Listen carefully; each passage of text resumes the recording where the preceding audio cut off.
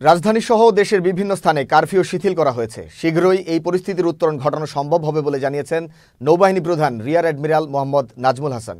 বৃহস্পতিবার বাগেরহাট মংলা বন্দরে আয়োজিত প্রেস ব্রিফিংয়ে একথা বলেন তিনি। এ সময় দেশের বর্তমান পরিস্থিতিতে মংলা বন্দর, পায়রা বন্দর সহ বিভিন্ন গুরুত্বপূর্ণ স্থাপনায় নৌবাহিনীর নিরাপত্তা ও নৌবাহিনীর কর্মকাণ্ড নিয়েও কথা বলেন। আমাদের সকলের গর্বের পদ্মা সেতু চালু হওয়ার পর দেশের দক্ষিণাঞ্চলে অর্থনৈতিক কর্মকাণ্ডের একটা বিশাল কর্মচাঞ্চল্য সৃষ্টি হয়েছে এবং এই কর্মতৎপরতাকে ধরে রাখার জন্য, গতিশীল রাখার জন্য মংলা বন্দর অত্যন্ত গুরুত্বপূর্ণ।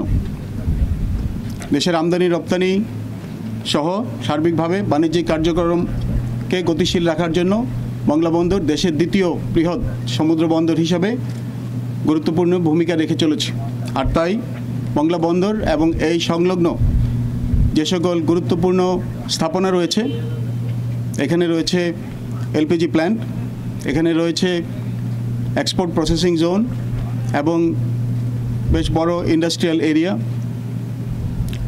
এবং পাওয়ার গ্রিড, এই সকল গুরুত্বপূর্ণ স্থাপনার নিরাপত্তা নিশ্চিতকল্পে বাংলাদেশ নৌবাহিনীর সদস্যগণ, স্থানীয় প্রশাসন এবং আইনশৃঙ্খলা রক্ষাকারী বাহিনীর সাথে একই সাথে আন্তরিকভাবে কাজ করে যাচ্ছে, দেশপ্রেমের সাথে, আন্তরিকতার সাথে, নিষ্ঠার সাথে।